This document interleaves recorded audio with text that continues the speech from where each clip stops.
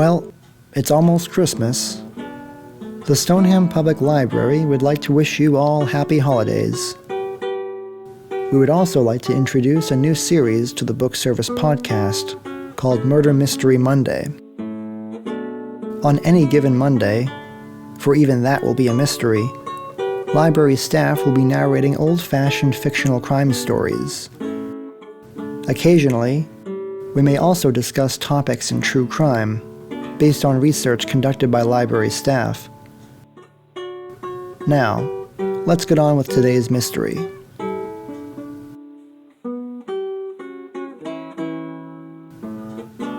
We all know that the holidays are about family, friends, gift-giving, and well-wishing. But in the story that we are about to present to you, there is nothing but detectives, greedy associates, revenge, and homicide. This is The Santa Claus Club by Julian Symons.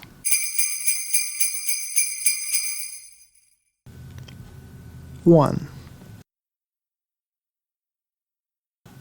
It is not often, in real life, that letters are written recording implacable hatred, nursed over the years, or that private detectives are invited by peers to select dining clubs, or that murders occur at such dining clubs, or that they are solved on the spot by a process of deduction. The case of the Santa Claus Club provided an example of all these rarities. The case began one day, a week before Christmas, when Francis Quarles went to see Lord Acrise. He was a rich man, Lord Acrise, and an important one. The chairman of this big building concern, and director of that and the other insurance company, and consultant to the government on half a dozen matters.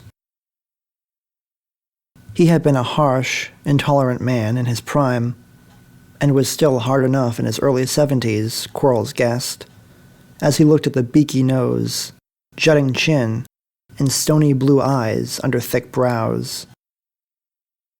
They sat in the study of Acrise's house, just off the Brompton Road. Just tell me what you think of these.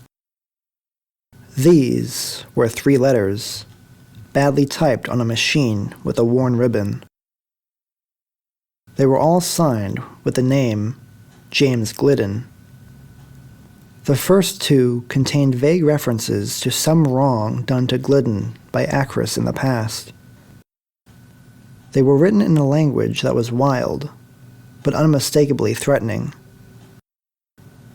You have been a whited sepulchre for too long, but now your time has come. You don't know what I'm going to do, now I've come back, but you won't be able to help wondering and worrying. The mills of God grind slowly, but they're going to grind you into little bits for what you've done to me. The third letter was more specific. So the thief is going to play Santa Claus. That will be your last evening alive. I shall be there, Joe Acrise, and I shall watch with pleasure as you squirm in agony. Quarles looked at the envelopes. They were plain and cheap. The address was typed, and the word personal was on top of the envelope. Who is James Glidden? The stony eyes glared at him. I'm told you're to be trusted. Glidden was a school friend of mine. We grew up together in the slums of Nottingham. We started a building company together. It did well for a time, then went bust. There was a lot of money missing. Glidden kept the books. He got 5 years for fraud. Have you heard from him since then? I see all these letters are recent. He's written half a dozen letters, I suppose, over the years. The last one came, 7 years ago, I should think, from the Argentine. Acrise stopped, then said abruptly, Snewin tried to find him for me, but he disappeared. Snewin? My secretary. Been with me 12 years. He pressed a bell. An obsequious, fattish man, whose appearance somehow put Quarles in mind of an enormous mouse, scurried in. Snewin, did we keep any of those old letters from Glidden? No, sir. You told me to destroy them. The last ones came from the Argentine, right? From Buenos Aires, to be exact, sir. Acrise nodded, and Snewin scurried out. Quarles said, Who else knows the story about Glidden? Just my wife. Acrise bared yellow teeth in a grin. Unless somebody's been digging into my past. And what does this mean? About you playing Santa Claus? I'm this year's chairman of the Santa Claus Club. We hold our raffle and dinner next Monday. Then Quarles remembered. The Santa Claus Club had been formed by 10 rich men. Each year they met, every one of them dressed up as a Santa Claus, and held a raffle. The members took it in turn to provide the prize that was raffled. It might be a case of Napoleon brandy, a modest cottage with some exclusive salmon fishing rights attached to it, a constable painting. Each Santa Claus bought one ticket for the raffle, at a cost of 1,000 guineas. The total of 10,000 guineas was given to a Christmas charity. After the raffle, the assembled Santa Clauses, each accompanied by one guest, ate a traditional Christmas dinner. The whole thing was a combination of various English characteristics: enjoyment of dressing up, a wish to help charities, and the desire also that the help given should not go unrecorded. The dinners of the Santa Claus Club got a good deal of publicity, and there were those who said that it would have been perfectly easy for the members to give their money to charities in a less conspicuous manner. I want you to find Glidden, Lord Acrise said. Don't mistake me, Mr. Quarles. I don't want to take action against him. I want to help him. I wasn't to blame. Don't think I admit that. But it was hard that Jimmy Glidden should go to jail. I'm a hard man, have been all my life, but I don't think my worst enemies would call me mean. Those who have helped me know that when I die, they'll find they're not forgotten. Jimmy Glidden must be an old man now. I'd like to set him up for the rest of his life. To find him by next Monday is a tall order, Quarles said, but I'll try. He was at the door when Acrise said casually, By the way, I'd like you to be my guest at the club dinner on Monday night. Did that mean, Quarles wondered, that he was to act as official poison taster if he did not find James Glidden?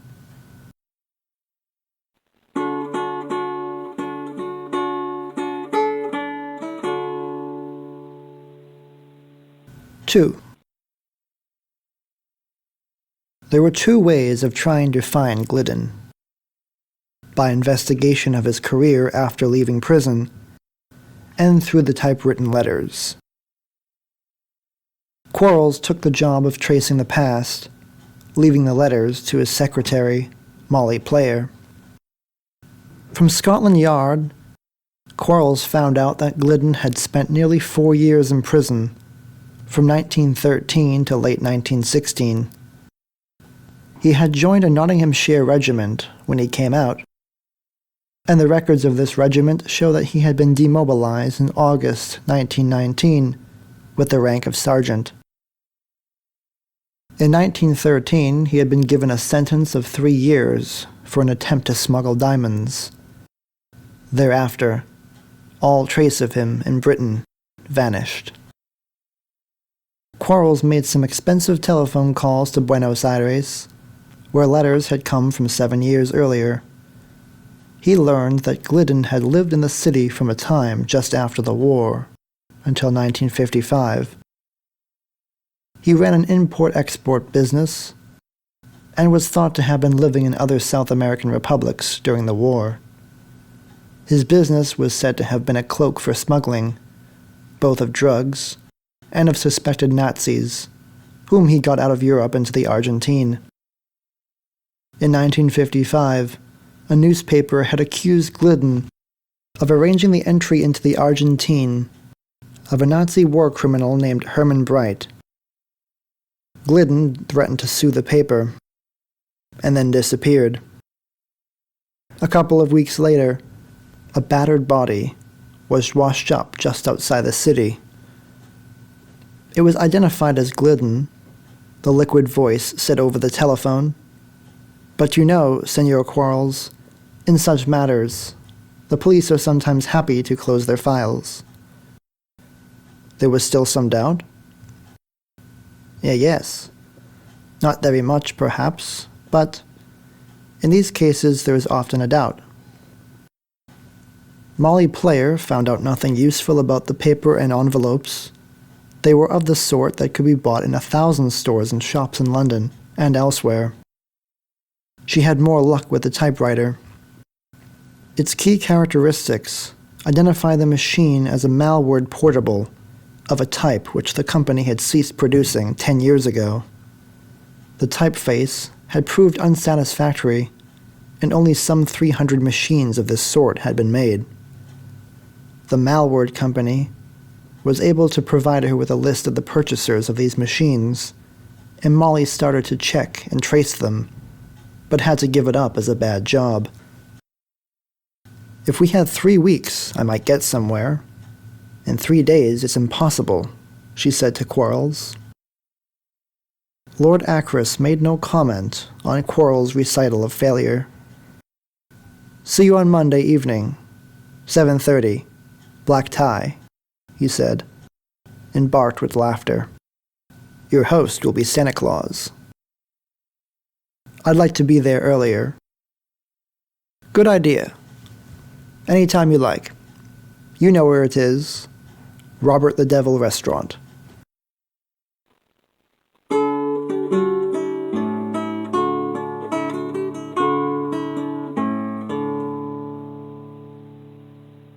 Three. The Robert the Devil Restaurant is situated inconspicuously in Mayfair. It is not a restaurant in the ordinary sense of the word, for there is no public dining room, but simply several private rooms, which can accommodate any number of guests from 2 to 30. Perhaps the food is not quite the best in London, but it is certainly the most expensive. It was here that Quarles arrived at 6:30, a big, suave man, rather too conspicuously elegant, perhaps, in a midnight blue dinner jacket.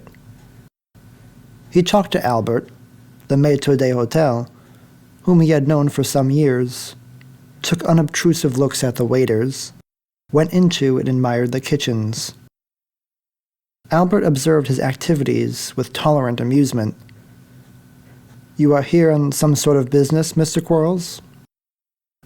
I am a guest, Albert. I am also a kind of bodyguard. Tell me, how many of your waiters have joined you in the past 12 months? Perhaps half a dozen. They come, they go. Is there anybody at all in your staff, waiters, kitchen staff, anybody, who has joined you in the past year, and who is over 60 years old? Albert thought, then shook his head decisively. No, there is not such a one. The first of the guests came just after 7:15. This was the brain surgeon, Sir James Erdington, with a guest whom Quarles recognized as the Arctic explorer, Norman Endell. After that, they came at intervals of a minute or two. A junior minister in the government, one of the 3 most important men in the motor industry, a general promoted to the peerage to celebrate his retirement, a theatrical producer named Roddy Davis, who had successfully combined commerce and culture. As they arrived, The hosts went into a special robing room to put on their Santa Claus clothes, while the guests drank sherry. At 7:25, Snewin scurried in, gasped, "Excuse me, place names, got to put them out," and went into the dining room. Through the open door, Quarles glimpsed a large oval table, gleaming with silver, bright with roses. After Snewin came Lord Acrise, jutting-nosed and fearsome-eyed. "Sorry to have kept you waiting," he balked, and asked conspiratorially, "Well?" No sign. "False alarm. Lot of nonsense. Got to dress up now." He went into the robing room with his box. Each of the hosts had a similar box, labeled Santa Claus, and came out again bewigged, bearded, and robed. "Better get the business over, and then we can enjoy ourselves." "You can tell them to come in," he said to Albert. This referred to the photographers, who had been clustering outside, and now came into the room specially provided for holding the raffle.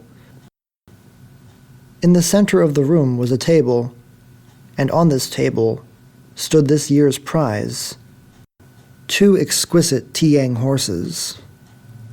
On the other side of the table were 10 chairs arranged in a semicircle, and on these sat the Santa Clauses. The guests stood inconspicuously at the side. The raffle was conducted with the utmost seriousness. Each Santa Claus had a numbered slip. These slips were put into a tombola, and Acrise put in his hand and drew out one of them. Flashbulbs exploded. "The number drawn is 8, Acrise announced, and Roddy Davis waved the counterfoil in his hand. "Isn't that wonderful? It's my ticket." He went over to the horses, picked up one. More flashes. I'm bound to say that they couldn't have gone to anybody who'd have appreciated them more. Quarles, standing near to the general, whose face was as red as his robe, heard him mutter something uncomplimentary. Charity, he reflected, was not universal, even in a gathering of Santas. More flashes. The photographers disappeared, and Quarles' views about the nature of charity were reinforced when, as they were about to go into the dining room, Erdington said, "Forgotten something, haven't you, Acrise?"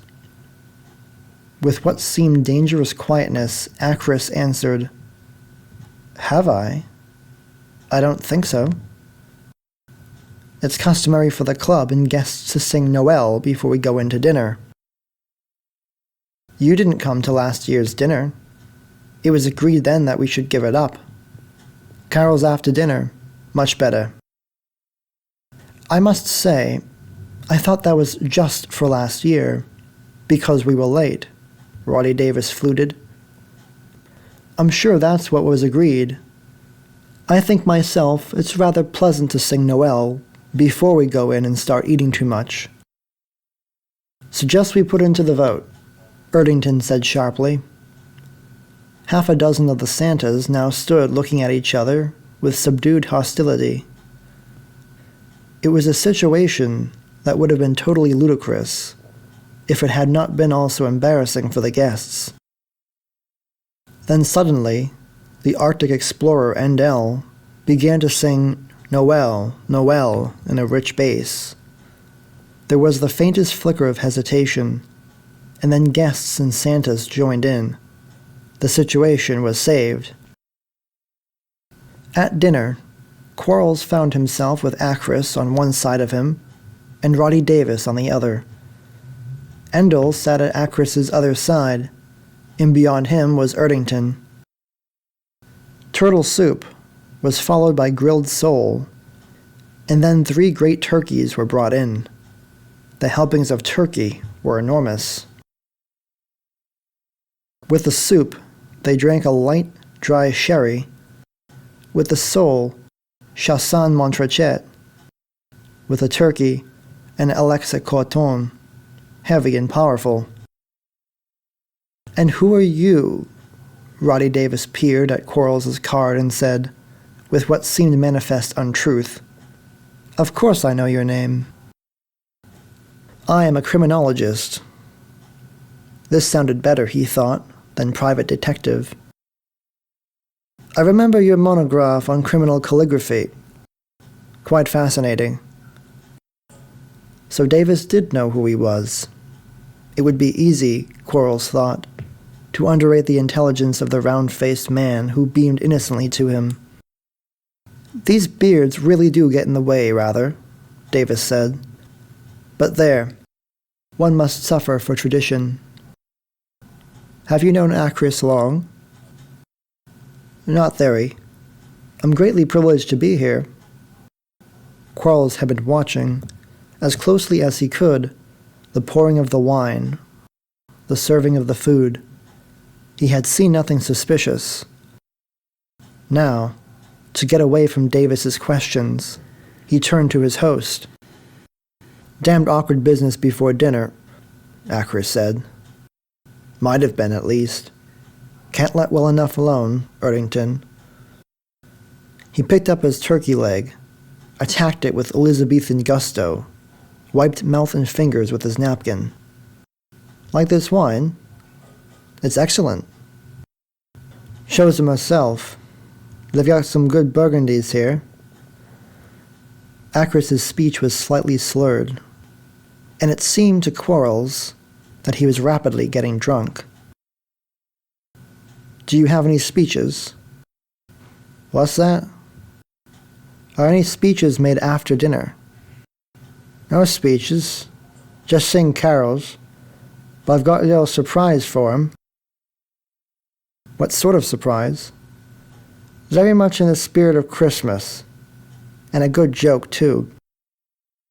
But if I told you it wouldn't be a surprise now, would it? Acrise had almost said surprise. Quarles looked at him, and then returned to the turkey. There was a general cry of pleasure as Albert himself brought in the great plum pudding, topped with holly and blazing with brandy. That's the most wonderful pudding I've ever seen in my life, Endel said. Are we really going to eat it? Of course we're going to eat it, Acrise said irritably. He stood up, swaying a little, and picked up the knife beside the pudding. I don't like to be critical, but our chairman is really not cutting the pudding very well, Roddy Davis whispered to Quarles. And indeed, it was more of a stab than a cut that Acrise made at the pudding. Albert took over and cut it quickly and efficiently. Bowls of brandy butter were circulated. Quarles leaned towards Acrise. Are you all right? Of course I'm all right. The slurring was very noticeable now. Acrise ate no pudding, but he drank some more wine and dabbed at his lips. When the pudding was finished, he got slowly to his feet again and toasted the Queen. Cigars were lighted. Acrise was not smoking. He whispered something to the waiter, who nodded and left the room. Acrise got up again, leaning heavily on the table. A little surprise, he said, in the spirit of Christmas. Quarles had thought that he was beyond being surprised by the activities of the Santa Claus Club, but still he was astonished by sight of the three figures who entered the room. They were led by Snewin, somehow more mouse-like than ever, wearing a long white smock and a red nightcap with a tassel. He was followed by an older man dressed in a kind of gray sackcloth, with a face so white that it might have been covered in plaster of Paris. This man carried chains which he shook. At the rear came a young middle-aged lady, who sparkled so brightly that she seemed to be completely hung with tinsel. I am Scrooge, said Snewin. I am Marley, wailed Grey Sackcloth, clanking his chains. And I, said the young middle-aged lady, with abominable sprightliness, am the ghost of Christmas past. There was a murmur round the table, and slowly the murmur grew to a ripple of laughter. We have come, said Snewin, in a thin mouse voice, to perform for you our own interpretation of a Christmas carol. Oh, sir, what's the matter? Lord Acrise stood up in his robes, tore off his wig, pulled at his beard, tried to say something. Then he clutched at the side of his chair and fell sideways, so that he leaned heavily against Endel and slipped slowly to the floor.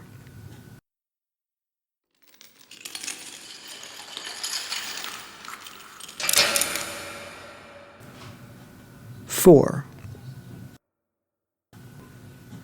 There ensued a minute of confused, important activity. Endel made some sort of exclamation and rose from his chair, slightly obstructing Quarles. Erdington was first beside the body, holding the wrist in his hand, listening for the heart. Then they were all crowding round, the red-robed Santas, the guests, the actors in their ludicrous clothes. Snewin, at Quarles' left shoulder, was babbling something, and at his right were Roddy Davis and Endel. Stand back, Erdington snapped. He stayed on his knees for another few moments, looking curiously at Acrise's puffed, distorted face, bluish around the mouth. Then he stood up. He's dead. There was a murmur of surprise and horror, and now they all drew back, as men do instinctively from the presence of death. Heart attack, somebody said. Erdington made a non-committal noise. Quarles moved to his side. I'm a private detective, Sir James. Lord Acrise feared an attempt on his life, and asked me to come along here. You seem to have done well so far, Erdington said dryly. May I look at the body? If you wish. As soon as Quarles bent down, he caught the smell of bitter almonds. When he straightened up, Erdington raised his eyebrows. He's been poisoned. Bravo. There's a smell like prussic acid, but the way he died precludes cyanide, I think. He seemed to become very drunk during dinner, and his speech was blurred. Does that suggest anything to you? I'm a brain surgeon, not a physician. Erdington stared at the floor, then said, Nitrobenzene? That's what I thought. We shall have to notify the police. Quarles went to the door, spoke to a disturbed Albert. Then he returned to the room and clapped his hands. Gentlemen, my name is Francis Quarles, and I am a private detective. Lord Acrise asked me to come here tonight because he had received a threat that this would be his last evening alive. The threat said, I shall be there, and I shall watch with pleasure as you squirm in agony. Lord Acrise has been poisoned. It seems certain that the man who made the threat is in this room. Glidden, a voice said. Snewin had divested himself of the white smock and red nightcap, and now appeared as his customary respectable self. Yes, this letter, and others he had received, were signed with the name of James Glidden, a man who bore a grudge against Lord Acrise, which went back nearly half a century. Glidden became a professional smuggler and crook. He would now be in his late 60s. But damn it, man, this Glidden's not here. That was the general, who took off his wig and beard. lot of tomfoolery. In a shamefaced way, the other members of the Santa Claus Club removed their facial trappings. Marley took off his chains, and the young middle-aged lady discarded her cloak of tinsel. "Isn't he here? But Lord Acrise is dead." Snewin coughed. "Excuse me, sir, but would it be possible for my colleagues from our local dramatic society to retire? Of course, I can stay myself if you wish. It was Lord Acrise's idea that we should perform our skit on A Christmas Carol as a seasonal novelty, but everybody must stay in this room until the police arrive. The problem, as you will all realize, is how the poison was administered. All of us ate the same food, drank the same wine. I sat next to Lord Acrise, and I watched as closely as possible to make sure of this. I watched the wine being poured, the turkey being carved and brought to the table, the pudding being cut and passed around. After dinner, some of you smoked cigars or cigarettes, but not Acrise." "Just a moment." It was Roddy Davis who spoke. "This sounds fantastic, but wasn't it Sherlock Holmes who said that when you'd eliminated all other possibilities, even a fantastic one must be right? Supposing that some poison in powder form had been put on Acrise's food, through the pepper pots, say." Erdington was shaking his head, but Quarles unscrewed both salt and pepper pots and tasted their contents. "Salt and pepper. And in any case, other people might have used these pots. Hello. What's this?" Acrise's napkin lay crumpled on his chair, and Quarles had picked it up and was staring at it. "It's Acrise's napkin," Endell said. "What's remarkable about that?" "It's a napkin, but not the one Acrise used. He wiped his mouth half a dozen times on his napkin, and wiped his greasy fingers on it too, when he'd gnawed a turkey bone. He must certainly have left grease marks on it, but look at this napkin." He held it up, and they saw that it was spotless. Quarles said softly, "The murderer's mistake." "I'm quite baffled," Roddy Davis said. "What does it mean?" Quarles turned to Eddington. "Sir James and I agreed that the poison used was probably nitrobenzene. This is deadly as a liquid, but it is also poisonous as a vapor. Isn't that so?" Erdington nodded. "You'll remember the case of the unfortunate young man who used shoe polish containing nitrobenzene on damp shoes, put them on and wore them, and was killed by the fumes." "Yes. Somebody made sure that Lord Acrise had a napkin that had been soaked in nitrobenzene but was dry enough to use. The same person substituted the proper napkin, the one belonging to the restaurant, after Acrise was dead." "Nobody's left the room," said Roddy Davis. "No. That means the napkin must still be here." "It does." "Then what are we waiting for? I vote that we submit to a search." There was a small hubbub of protest and approval. "That won't be necessary," Quarles said. "Only one person here fulfills all the qualifications of the murderer." "James Glidden?" "No. Glidden is almost certainly dead, as I found out when I made inquiries about him. But the murderer is somebody who knew about Acrise's relationship with Glidden, and tried to be clever by writing the letters to lead us along a wrong track. Then the murderer is somebody who had the opportunity of coming in here before dinner, and who knew exactly where Acrise would be sitting. There is only one person who fulfills all of these qualifications. He removed any possible suspicion from himself, as he thought, by being absent from the dinner table, but he arranged to come in afterwards to exchange the napkins. He probably put the poisoned napkin into the clothes he discarded. As for motive, long-standing hatred might be enough, but he is also somebody who knew that he would benefit handsomely when Acrise died. Stop him, will you? But the general, with a tackle reminiscent of the days when he had been the best wing three-quarter in the country, had already brought to the floor Lord Acrise's mouse-like secretary, Snewin.